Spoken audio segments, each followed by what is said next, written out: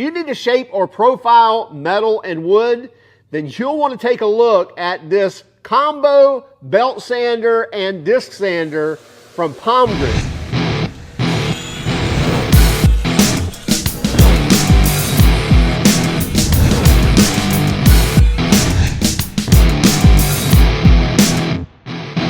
This is definitely not like your worktop combo belt sander and disc sander. This is a standalone unit that has much more power than we've used in the past.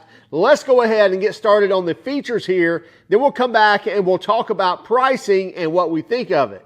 Now, full disclosure here, we did reach out to Palmgren and ask if we could review this unit. So they sent it to us free of charge. So we have nothing in this. Obviously, they have provided it at no cost, so therefore they are sponsoring this video.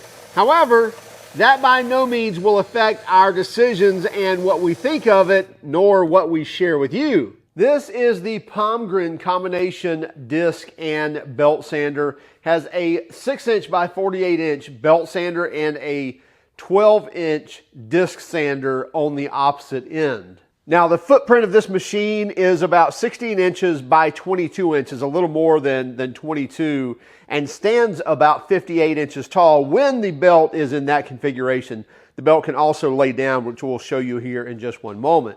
Now, the base has a very handy built-in cabinet here, and with an industrial latch on it that makes it very easy to open and to lock as well. So nice flush mount there, just push the button, and that opens the door. And that opening is about 10 inches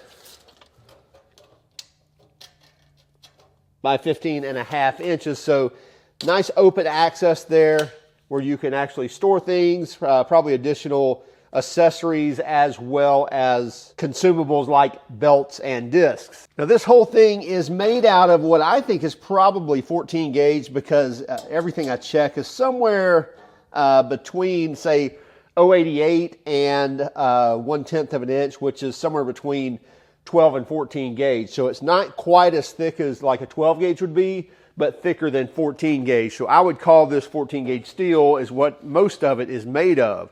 Now, when you get the unit, it will come with 4 adjustable feet like this. In fact, this is one of them. Now, we opted not to use these. These are adjustable, as you can see, so you can thread them in and then set the jam nut. But we wanted something that was a little more mobile. So we opted for some industrial 4-inch casters that could easily handle the weight and makes this very easy to move around. But when we need to, easily lock the casters and really keep that in place enough for grinding and sanding. Makes it very mobile to move around the shop where we need it. Now, as we mentioned, on one end, we get a 6-inch by 48-inch belt. So you see a full 6-inch wide belt. Of course, I'm not going to measure the full length, but trust me when I say it's a 6 by 48. And it can stay in this configuration, or in just a few seconds, you can lay this down and now have it where you're grinding or sanding flat and profiling in this manner, or in a more horizontal manner rather than a vertical manner. And again, to go back. And now you're back to vertical. So very easy to do that. And you can tighten that down if you want to so it locks into place with just a simple Allen screw right here that provides as a clamp. Now, the table right here is easily adjustable. No tools needed. Just loosen this and loosen one on the opposite side. And then you can adjust this wherever you need to. So lay it all the way down for a 45, or again, lay this down, and now you've got that 45 angle profile right there with your table here. Now, you notice the slot in the table right here. Well, lock that down, raise this up. And also provided with this is this miter angle right here, so you can adjust it to whatever angle you want, and it's going to slide right here in the slot on this. And so now you can adjust your 45 here rather than on the table itself, and again be able to profile whatever material you're wanting to. Or set it at a 90 and go perpendicular. Changing the belt on this is rather simple. In fact, all we have to do is basically lift this arm, and that's going to provide the slack in this belt where we can slide it off. However, this arm right here is in our way. So We take one of the supplied Allen wrenches, and it's the larger one, but we don't have to remove these screws here. There's 2 screws under here, or 2 Allen screws. And we just need to loosen those. And then this lever right here, you can just spin that off. Make sure you catch the washer as well that comes off with it. And then this arm is just going to slide right off of there. And as long as you're not banging this around, it's fine to just kind of rest there off the other arm. So put this aside, and then we're going to loosen this thumb screw here. Open that up. Now again, we've got our arm all the way up. Should have slack on this belt. And now all we have to do is remove this top piece. Just 2 Phillips screws. And again, we don't have to remove these. Loosen them, pull that off. And now we can just slide our belt off. I'd recommend to vacuum everything out, blow it out, make sure everything's nice and clean. And then you can put your new belt back on. Make sure you're going in the direction of the arrows. Slide it on nice and even.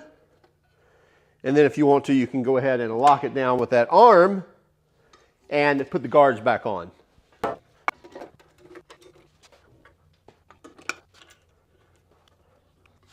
Then we can raise this up. And by the way, if this latch isn't, or if this lever is in the way, you can just pull this out and adjust it to a different spot. And now it's ready to tune. So make sure when you replace your belt that, number one, you get it kind of in the center. Make sure it's all the way on kind of the drive wheel, but make sure it's also pretty centered. And then when you turn it on, make sure it's not riding one way or the other. And if it is, you'll lift this latch and adjust this big knurled thumb screw right here, this big aluminum knurled piece right here, and that's going to adjust the tension on which way this belt is actually riding. So get it nice and true where it's not running one way or the other, and then it's not going to wear out any of your guards or even on your table here. And lock that back down when you're good. On one end, we get a 4-inch dust extraction point. So that's where we're going to hook up our dust extraction or vacuum to actually pull a vacuum there, and it will pull a lot of the residual that's actually coming off these belts and discs and remove that from being airborne. Now the cool thing is not just pulling off the belt here. This actually pulls here, and then there's a channel that runs all the way inside this cabinet over to the disc, and then even below this disc right here where this is like a pocket here, which pulling vacuum on that as well, and pulling any of the dust and grinding dust off of this disc and pulling it all the way through to the other side. What we have powering this is a dual shafted industrial motor. So we have one shaft coming off and powering the belt, and then the shaft on the other side coming off and powering the disc. So let's take the cover off and see what we have. So 2 Allen screws here on the front side, and make sure you're unplugged before you do this. And then here on the back side, since we have pretty much the motor controller and wiring right here, we can't take the whole base off. So we just have 2 Phillips screws right here. And there's not a nut on the back side. It's threaded, I'm hoping. And now we can remove this cover.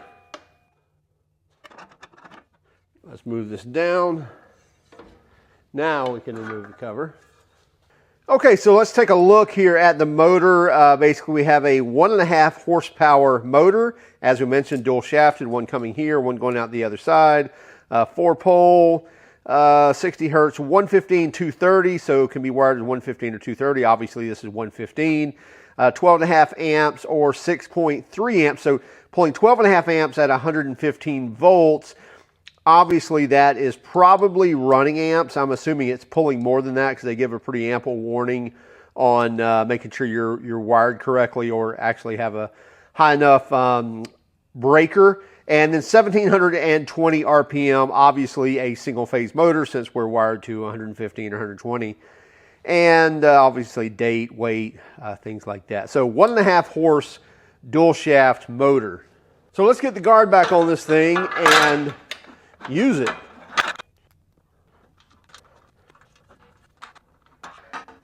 By the way, don't tighten these front ones yet because it kind of moves side to side until you get your rear Phillips head screws in.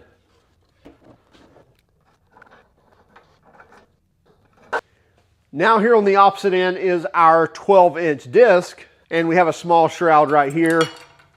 Quick thumb screw on there, and then one here on the bottom.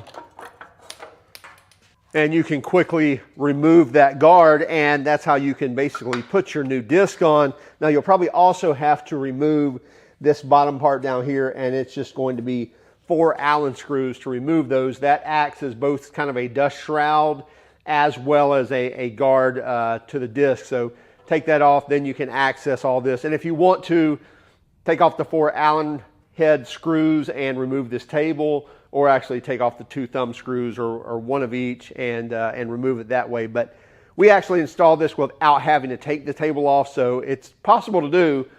Just remove the guard and this lower shroud as well. And as we mentioned, we get a full 12-inch disc. Now, just like on the belt side, we also have a miter table here where we can actually adjust this, just loosen either side and adjust it down to a 45 or anywhere in between. And by the way, you can also tune this to exactly where you want the stops to be with cam bolts on this one end. And again, if these levers get in the way, you can pull them out and adjust them to where they're out of the way for you. And just like on the belt side, that same miter gauge, you can put it here as well. So if you need to profile something, or you can flip it around and run it from this side also. Now we get a large power switch here. Flip it up, turns it on. Flip it down, turns it off. Pretty simple. Also, if we pull out this yellow piece here, that locks it in the off position. Now if somebody comes by and flips this up, it will not turn the machine on until we replace that and lock it in place, and now we can flip that up and turn it on. Let's plug this in and use it. We've got it plugged in, got our safety glasses on. Let's flip this on.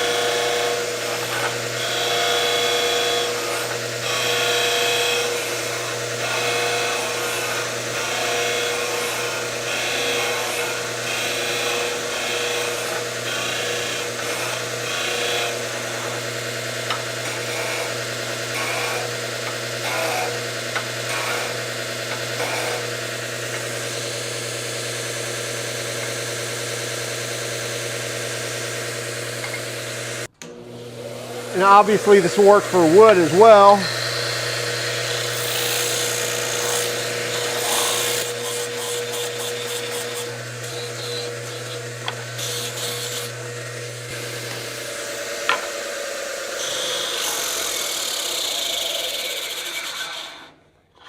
And now on the belt side, with it standing vertical,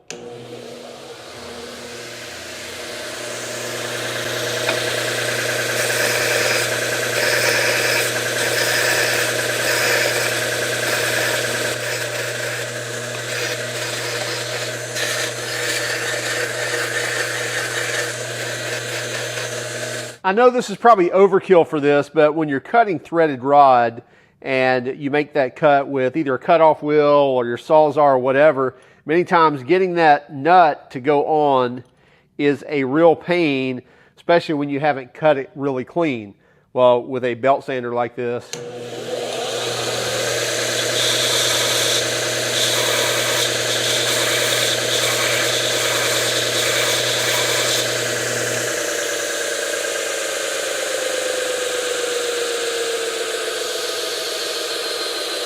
just dress up the end of that threaded rod and that nut goes on really, really easy.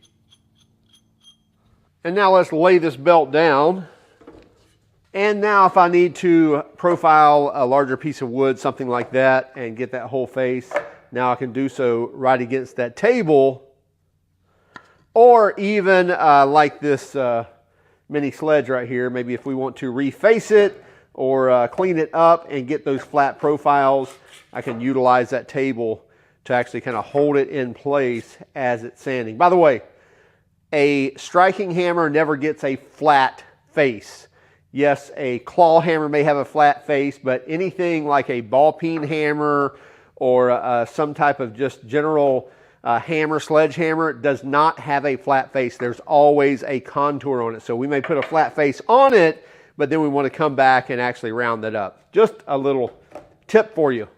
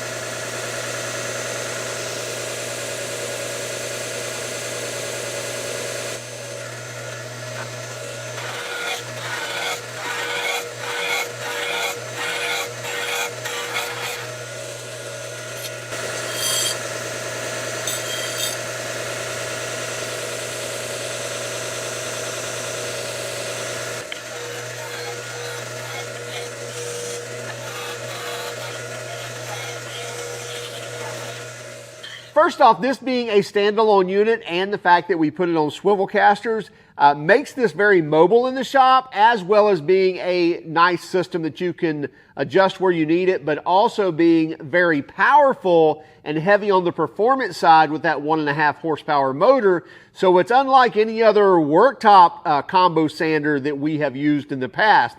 So the Palmgren is built very tough, built very sturdy, as well as it performs very, very well. Whether we were grinding on heavy metal or on wood or just light metal, it actually worked through really quickly in profiling or shaping whatever we needed. Now onto the pricing, you're looking at about $2,500. So this is definitely an investment into your business. It's not just an accessory you're going to buy at $100, $200. So we get it. You're stepping up big time, but again, you're looking at an industrial piece of machinery rather than a handheld tool or a worktop tool. So those that need use of something like this will understand the investment needed to get something that performs this well. And others are just quite simply going to say, no way are we going to spend $2,500 on it. We get it. Absolutely, we get it. That's a big investment.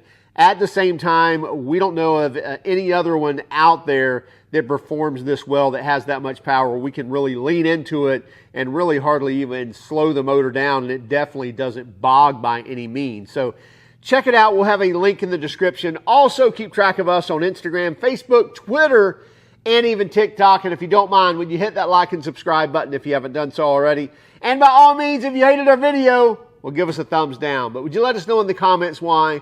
Have a great day and keep smiling.